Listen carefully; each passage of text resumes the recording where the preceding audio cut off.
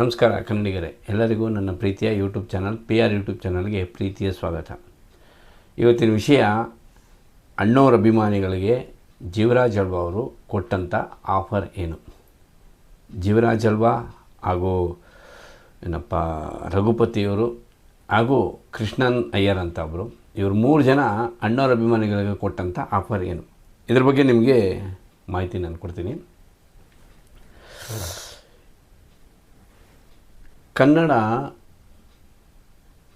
ಕನ್ನಡಿಗ, ಕರ್ನಾಟಕ ಇವೆಲ್ಲಕ್ಕೆ ಆಗಿನ ಕಾಲದಿಂದನೂ ಈ ಕರ್ನಾಟಕದ ರಾಜಕಾರಣಿಗಳು ತುಂಬ ನಿರ್ಲಕ್ಷ್ಯ ಮಾಡ್ತಾರೆ.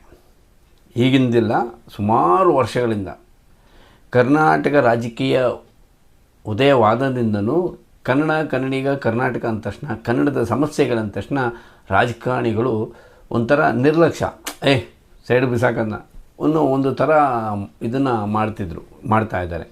ಈಗಲೂ ಮಾಡ್ತಾಯಿದ್ದಾರೆ. ಕನ್ನಡದ ಯಾವುದೇ ಒಂದು ಕಾರ್ಯಕ್ರಮದಲ್ಲಿ ಒಂಥರ ನಿರ್ಲಕ್ಷ್ಯ. ಕನ್ನಡದ ಏನೇ ಒಂದು ಸಮಸ್ಯೆ ಬಂದರೂ ಅದಕ್ಕೆ ಹೈಕಮಾಂಡ್ನ ಒಂದು ಒಪ್ಪಿಗೆ ತೊಗೊಂಡು ಅವ್ರು ಮಾಡ್ತಿದ್ರು ಅಷ್ಟೇ ಹೊರತು ನೇರವಾಗಿ ಗಂಡಸ್ತನದಿಂದ ಯಾವೊಬ್ಬ ರಾಜಕಾರಣಿಯೂ ಸಹ ಕನ್ನಡಕ್ಕೆ ಬೆಂಬಲ ಕೊಟ್ಟು ನಿಂತಿಲ್ಲ. ಅದರಲ್ಲಿ ನಿಂತಿರೋದ್ರಲ್ಲಿ ಒಬ್ಬರು ಅಂದರೆ ನಮ್ಮ ಬಂಗಾರಪ್ಪನವರು. ಅವರೊಬ್ಬರೇ ನಮಗೆ ಕನ್ನಡಕ್ಕೆ ಏನೇ ತೊಂದರೆ ಬಂದಾಗೂ ನಾನು ಇದ್ದೀನಿ ಅನ್ನೋ ತೋರಿಸ್ಕೊಟ್ರು. ಮತ್ತು ಕಾವೇರಿ ಗಲಾಟೆ ಸಮಯದಲ್ಲಿ ಕನ್ನಡಿಗರಿಗೆ ಸಂಪೂರ್ಣ ಬೆಂಬಲ ಕೊಟ್ಟಂಥ ಮಹಾನ್ ವ್ಯಕ್ತಿ ಅವರು. ಈಗ ಈ ವಿಷಯ ನಾನು ಏನಕ್ಕೆ ಹೇಳ್ತಾ ಇದ್ದೀನಿ ಅಂದರೆ, ಕನ್ನಡಿಗರ ಒಂದು ಕೂಗು, ಕನ್ನಡಿಗರ ಒಂದು ಶಕ್ತಿ ವಿಧಾನಸೌಧದ ಒಳಗಡೆ ಇರಬೇಕು. ಕನ್ನಡಿಗರ ಸಮಸ್ಯೆ ಏನೇ ಬಂದಾಗೂ ವಿಧಾನಸೌಧದಲ್ಲಿ ಒಬ್ಬ ಕನ್ನಡಿಗ ನಿಂತು ಗರ್ಜನೆ ಮಾಡಬೇಕು. ನಮ್ಮ ಕೂಗು ವಿಧಾನಸೌಧನ ಅಲ್ಲಾಡಿಸ್ಬೇಕು ಅಂತಬಿಟ್ಟು ಅಖಿಲ ಕರ್ನಾಟಕ ಡಾಕ್ಟರ್ ರಾಜ್ಕುಮಾರ್ ಅಭಿಮಾನಿಗಳ ಸಂಘ ತೀರ್ಮಾನ ಮಾಡುತ್ತೆ. ಕನ್ನಡಕ್ಕಾದ ತೊಂದರೆಗಳು ಇದೆಲ್ಲ ಮನಗಂಡಂಥ ಅಭಿಮಾನಿಗಳ ಸಂಘದ ಅಧ್ಯಕ್ಷರಾದಂಥ ಸಾರಾ ಗೋವಿಂದಣ್ಣವರು ಏನಾರ ಮಾಡಬೇಕು, ನಾವು ಏನಾರ ಮಾಡಿ ವಿಧಾನಸೌಧದ ಒಳಗಡೆ ನಮ್ಮ ಗರ್ಜನೆ ಕೇಳಿಸ್ಬೇಕು. ಅಲ್ಲಿ ಕೇಳಿದ್ರೆ ಮಾತ್ರ, ಕೂಗಿದ್ರೆ ಮಾತ್ರ ನಮ್ಮ ಕನ್ನಡದ ಒಂದು ಸಮಸ್ಯೆಗಳಿಗೆ ಪರಿಹಾರ ಸಿಗುತ್ತೆ, ಇಲ್ಲ ಅಂದರೆ ಸಿಗಲ್ಲ. ಇವರೆಲ್ಲ ಹೈಕಮಾಂಡ್ ಗುಲಾಮರು ಅಂತ ಹೇಳ್ಬಿಟ್ಟು ಸಾರಾ ಗೋವಿಂದ ಅವರ ಅಣ್ಣವರು ಹಾಗೂ ಅಖಿಲ ಕರ್ನಾಟಕ ಡಾಕ್ಟರ್ ರಾಜ್ಕುಮಾರ್ ಅಭಿಮಾನಿಗಳ ಸಂಘದ ಪದಾಧಿಕಾರಿಗಳೆಲ್ಲರೂ ಸೇರಿ ಒಂದು ತೀರ್ಮಾನಕ್ಕೆ ಬರ್ತಾರೆ. ಏನದು ತೀರ್ಮಾನ? ಯಾವುದಾರ ಒಂದು ಕ್ಷೇತ್ರದಲ್ಲಿ ಒಬ್ಬ ಕಾರ್ಯಕರ್ತನ, ಒಬ್ಬ ಅಭಿಮಾನಿನ, ಇಲ್ಲ ಒಬ್ಬ ಮುಖಂಡನ ನಿಲ್ಲಿಸಿ ಗೆಲ್ಲಿಸೋಣ. ಅಲ್ಲಿ ಗೆದ್ದಂಥ ವ್ಯಕ್ತಿ ವಿಧಾನಸೌಧದ ಒಳಗಡೆ ಕನ್ನಡ ನಾಡು ನುಡಿ ವಿಚಾರವಾಗಿ ಹೋರಾಟ ಮಾಡಬೇಕು. ಅಲ್ಲಿ ಏನೇ ಸಮಸ್ಯೆ ಬಂದರೂ ಅದನ್ನು ಎದುರಿಸಬೇಕು. ಅಲ್ಲಿ ಅವನು ಗರ್ಜನೆ ಮಾಡಬೇಕು. ಅವನು ಗರ್ಜನೆ ಮಾಡಿದ್ರೆ ಹೊರಗಡೆ ಕನ್ನಡಿಗರಿಗೆ ಶಕ್ತಿ ಬರುತ್ತೆ ಹೋರಾಟ ಮಾಡಲು ಅಂತ ಬಿಟ್ಟು ತೀರ್ಮಾನ ಮಾಡಿ ಚುನಾವಣೆ ನಿಲ್ಲಕ್ಕೆ ರೆಡಿ ಆಗ್ತಾರೆ. ಮೊದಲು ಅವ್ರಿಗೆ ಯಾವ ಕ್ಷೇತ್ರ ಆಯ್ಕೆ ಮಾಡ್ಕೊಬೇಕು, ಯಾವುದು ಕ್ಷೇತ್ರ ನಮಗೆ ಒಳ್ಳೆಯದು, ಯಾವ ಕ್ಷೇತ್ರದಿಂದ ನಾವು ಗೆದ್ದೋದ್ರೆ ಏನು ಮಾಡ್ಬೋದು ಅಂತೆಲ್ಲ ಯೋಚನೆ ಮಾಡಿ ಕ್ಷೇತ್ರನ ಆಯ್ಕೆನ ಸುಮಾರು ಕ್ಷೇತ್ರಗಳ ಯೋಚನೆ ಮಾಡ್ತಾರೆ. ರಾಜಾಜಿನಗರ, ಬಸವೇಶ್ವರನಗರ, ಚಾಮರಾಜಪೇಟೆ, ಬಸವನಗುಡಿ, ಜಯನಗರ, ಮೆಜೆಸ್ಟಿಕ್ಕು, ಗಾಂಧಿನಗರ ಎಲ್ಲ ಕ್ಷೇತ್ರಗಳನ್ನ ಅವರು ಯೋಚನೆ ಮಾಡಿ ಅವರಿಗೆ ಕೊನೆಗೆ ಉಳಿಯೋ ಕ್ಷೇತ್ರ ಮಲ್ಲೇಶ್ವರ ಕ್ಷೇತ್ರ ಅವರಿಗೆ ಕೊನೆಗೆ ಉಳಿದು ಆಯಿತು, ಈ ಕ್ಷೇತ್ರದಿಂದ ನಾವು ನಿಲ್ಲೋಣ ಅಂತ ಯೋಚನೆ ಮಾಡಿ ರೆಡಿ ಆಗ್ತಾರೆ. ಅವರು ರೆಡಿಯಾಗಿ ನಾವು ಚುನಾವಣೆಗೆ ನಿಲ್ತೀವಿ ಅನ್ನೋ ಗುಲ್ಲ ಅಲ್ಲಲ್ಲ ಹೊರಗಡೆ ವಿಷಯ ಬಂತು. ಅಭಿಮಾನಿಗಳು ಒಂದು ಕಡೆ ಸಂತೋಷ, ಕೆಲವರಿಗೆ ಒಂಥರ ದುಃಖ. ಅಣ್ಣವರು ಹೋಗಿಲ್ಲ ರಾಜಕಾರಣಕ್ಕೆ, ಅವರ ಅಭಿಮಾನಿಗಳು ಹೋಗ್ತಾ ಇದ್ದಾರೆ ಏನಕ್ಕೆ ಅಂತ ಒಂದು ಕಡೆ ಕೆಲವು ಅಭಿಮಾನಿಗಳಿಗೆ ತುಂಬ ಖುಷಿ ಆಯಿತು. ಏನಕ್ಕಂದರೆ ಕನ್ನಡದ ಕೆಲಸ ಮಾಡ್ತಾರೋ ಒಂದು ಸಂಘಟನೆ ವಿಧಾನಸೌಧದ ಒಳಗಡೆ ಹೋದರೆ ಅಲ್ಲಿ ಕನ್ನಡದ ಕೆಲಸ ಆಗುತ್ತೆ, ಕನ್ನಡದ ಏನೇ ಒಂದು ತೊಂದರೆ ಬಂದರೆ ಅದಕ್ಕೆ ಆ ಸಂಘ ಮತ್ತು ಆ ಅಭಿಮಾನಿಗಳು ಇರ್ತಾರೆ ಜೊತೆಗೆ ಅನ್ನೋ ಒಂದು ಖುಷಿ ಒಂದು ಕಡೆ ಆಯಿತು. ಇದು ಅಭಿಮಾನಿಗಳಿಗೆ ಒಂಥರ ಸಂಭ್ರಮವೂ ಆಯಿತು. ಸರಿ ಆಯಿತು ಅಂದ್ಬಿಟ್ಟು ಕ್ಷೇತ್ರ ಆಯ್ಕೆ ಆಯಿತು. ಕ್ಷೇತ್ರ ಆಯ್ಕೆ ಆದಮೇಲೆ ಅಭ್ಯರ್ಥಿ ಆಯ್ಕೆ ಆಗಬೇಕು. ಅಭ್ಯರ್ಥಿ ಯಾರು ಅನ್ನೋದು ಶುರುವಾಯಿತು. ಸಂಘದ ಬೆನ್ನೆಲು ಆಗಿದ್ದಂಥ ಹಿರಿಯರು ಆದಂಥ CVL ಶಾಸ್ತ್ರಿ ಅವ್ರನ್ನ ಫಸ್ಟು ಹೆಸರು ಬಂತು. CVL ಶಾಸ್ತ್ರಿ ಅವರು ಇಲ್ಲ ನಾನು ಆಗಲ್ಲ, ನನಗೆ ಅದ್ರ ಬಗ್ಗೆ ರಾಜಕೀಯನೇ ಇದಿಲ್ಲ, ಬೇಡ ಬೇಡ ಅಂತ ಅವರು ನಯವಾಗಿ ಅದನ್ನು ತಿರಸ್ಕರಿಸಿದ್ರು. ಆಮೇಲೆ ಸಂಘದಲ್ಲೇ ಇದ್ದಂಥ ರಾಮದೇವ್ ಅವರು ಸಹ ಹೆಸರು ಬಂತು, ಅವರೂ ಸಹ ಅದಾಯಿತು. ಆಮೇಲೆ ಅವ್ರ ಜೊತೆ ಸಾರಾಗೋವಿಂದ ಅಣ್ಣವ್ರಿಗೂ ಹೆಸರು ಬಂತು, ಸಾರಾಗೋವಿಂದ ಅಣ್ಣನಿಗೂ ಹೆಸರು ಬಂತು. ಅವರೂ ಸಹ ಇಲ್ಲ, ನಾನು ಅಧ್ಯಕ್ಷ ಆಗಿದ್ದೀನಿ, ನಾನು ಸುಮ್ಮನೆ ಇದೆಲ್ಲ ಮಾಡ್ತಾಯಿದ್ರೆ ತೊಂದರೆ ಆಗುತ್ತೆ, ನಾನು ಸಂಘದ ಚಟುವಟಿಕೆಗೆ ಏಟು ಬೀಳುತ್ತೆ, ಅದರಿಂದ ಬೇರೆ ಯಾರನ್ನ ನಿಂತ್ಕೊಬೇಕು ಅಂತೆಲ್ಲ ಯೋಚನೆ ಮಾಡ್ತಾ ಇರ್ಬೇಕಾದ್ರೆ ಅವರು ಕಣ್ಣಿಗೆ ಕಂಡಂಥವರು ಟಿ ವೆಂಕಟೇಶ್.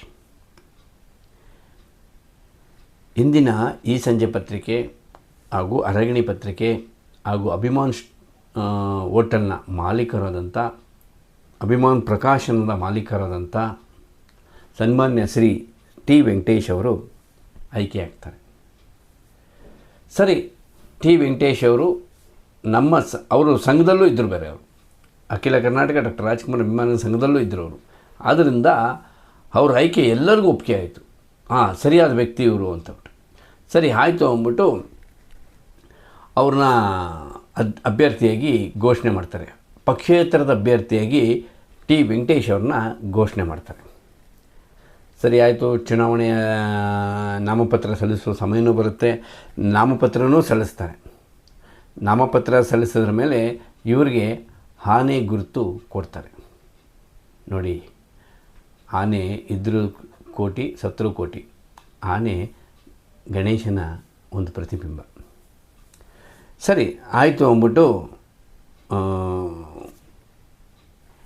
ಆನೆ ಗುರುತು ತಗೊತಾರೆ. ಯಾವಾಗ ನಾಮಪತ್ರ ಸಲ್ಲಿಸ್ತಾರೆ, ಆನೆ ಗುರುತು ಬರುತ್ತೆ, ಇಡೀ ಕರ್ನಾಟಕ ರಾಜ್ಯಾದ್ಯಂತಲ್ಲಿರುವಂಥ ಅಣ್ಣವ್ರ ಅಭಿಮಾನಿಗಳಿಗೆ ಖುಷಿ ಸ್ಟಾರ್ಟ್ ಆಗುತ್ತೆ. ನಮ್ಮ ಸಂಘ ಅಭ್ಯರ್ಥಿ ಒಬ್ಬ ಚುನಾವಣೆ ನಿಲ್ತಾ ಇದ್ದಾರೆ, ಅವನು ಎಲೆಕ್ಷನಲ್ಲಿ ಗೆಲ್ತಾರೆ, ಗೆದ್ದರೆ ವಿಧಾನಸೌಧದ ಹೊರಗಡೆ ಹೋಗ್ತಾರೆ, ಕನ್ನಡದ ಕೆಲಸಗಳಿಗೆ ಸುಗಮವಾಗತ್ತೆ ಅಂತಂದ್ಬಿಟ್ಟು ಎಲ್ಲರಿಗೂ ಒಂಥರ ಆಸೆ ಆಗ್ಬಿಡುತ್ತೆ.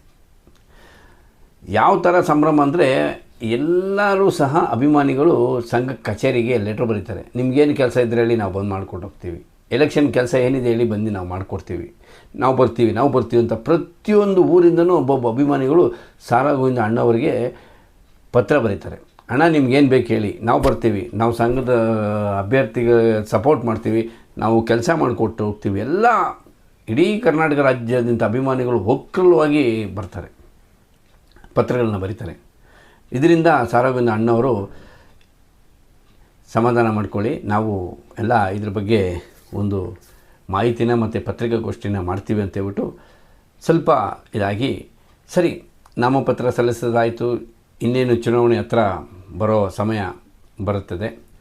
ನಾಮಪತ್ರ ಸಲ್ಲಿಸಿ ಕೆಲವು ದಿನಗಳ ಕಲಿತೆ ಅಂತಂದೇ ಹಿರಿಯ ರಾಜಕಾರಣಿಗಳಾದಂಥ ಸನ್ಮಾನ್ಯ ಶ್ರೀ ಜೀವರಾಜ್ ಆಳ್ವ ಹಾಗೂ ಸನ್ಮಾನ್ಯ ಶ್ರೀ ರಘುಪತಿಯವರು ಹಾಗೂ ಅವರ ಜೊತೆ MS ಕೃಷ್ಣಯ್ಯರನ್ ಅಂತ ಬರುತ್ತೆ, ಅವರ 3 ಜನ, ಅವರು CPMನ ನಾಯಕರು, ಕೃಷ್ಣಯ್ಯರನ್ ಅಂತ, ರಘುಪತಿಯವರು ಮತ್ತು ಜೀವರಾಜ್ ಆಳ್ವರು, ಈ ಕೃಷ್ಣಯ್ಯನವರು 3 ಜನ ಹೋಗಿ ಸಾರಾಗೋವಿಂದ ಅವ್ರ ಹತ್ರ ಮಾತಾಡಬೇಕು, ನೀವು ಬನ್ನಿ, ನಿಮ್ಮ ಜೊತೆ ನಾವು ಮಾತಾಡಬೇಕು ಅಂತ ಹೇಳ್ಬಿಟ್ಟು ಈ 3 ಜನ ಹಿರಿಯ ರಾಜಕಾರಣಿಗಳು ಅಖಿಲ ಕರ್ನಾಟಕ ಡಾಕ್ಟರ್ ರಾಜ್ಕುಮಾರ್ ಅಭಿಮಾನಿಗಳ ಸಂಘದ ಕಚೇರಿಗೆ ಬರ್ತಾರೆ. ಆ 3 ಜನ ಹಿರಿಯ ರಾಜಕಾರಣಿಗಳು ಅಖಿಲ ಕರ್ನಾಟಕ ಡಾಕ್ಟರ್ ರಾಜ್ಕುಮಾರ್ ಅಭಿಮಾನಿಗಳ ಸಂಘಕ್ಕೆ ಯಾಕೆ ಬರ್ತಾರೆ, ಏನು ವಿಷಯ ಅಲ್ಲಿದೆ, ಅವರು ಆ ಅಖಿಲ ಕರ್ನಾಟಕ ಡಾಕ್ಟರ್ ರಾಜ್ಕುಮಾರ್ ಅಭಿಮಾನಿಗಳ ಸಂಘಕ್ಕೆ ಕೊಟ್ಟ ಆಫರ್ ಏನು, ಅದನ್ನು ನಮ್ಮ ಸನ್ಮಾನ್ಯ ಶ್ರೀ ಸಾರಾಗೋವಿಂದ ಅಣ್ಣವರು ಅದನ್ನು ಹೇಗೆ ತಗೊತಾರೆ, ಆ ಆಫರ್ಗೆ ಏನು ಉತ್ತರ ಕೊಡ್ತಾರೆ, ಮತ್ತು ಏನು ಆಫರ್ನ ತೊಗೊಂಡವ್ರು ಏನು ಮಾಡ್ತಾರೆ, ಇದ್ರ ಬಗ್ಗೆ ಎಲ್ಲ ನಿಮಗೆ ಸಂಪೂರ್ಣ ವಿವರಣ ಇನ್ನು 2 ವೀಡಿಯೋದಲ್ಲಿ ಬರುತ್ತೆ. ನಾಳೆ ಇದರ ಮುಂದಿನ ಭಾಗ ನಾನು ಹಾಕ್ತೀನಿ. ಅಲ್ಲಿವರೆಗೂ ನನ್ನ ಚಾನಲ್ನ ನೋಡ್ತಾ ಇರಿ, ಸಬ್ಸ್ಕ್ರೈಬ್ ಮಾಡಿ, ಶೇರ್ ಮಾಡಿ, ಕಮೆಂಟ್ ಮಾಡಿ, ಲೈಕ್ ಮಾಡಿ. ನಿಮ್ಮ ಅಭಿಪ್ರಾಯ ಏನೇ ಇದ್ದರೂ ನನಗೆ ತಿಳಿಸಿ. ಸಿರಿಗನ್ನಡಂ ಗೆಲ್ಗೆ, ಸಿರಿಗನ್ನಡಂ ಬಾಳ್ಗೆ. ಜೈ ಕರ್ನಾಟಕ ಮಾತೆ. ನಮಸ್ಕಾರ.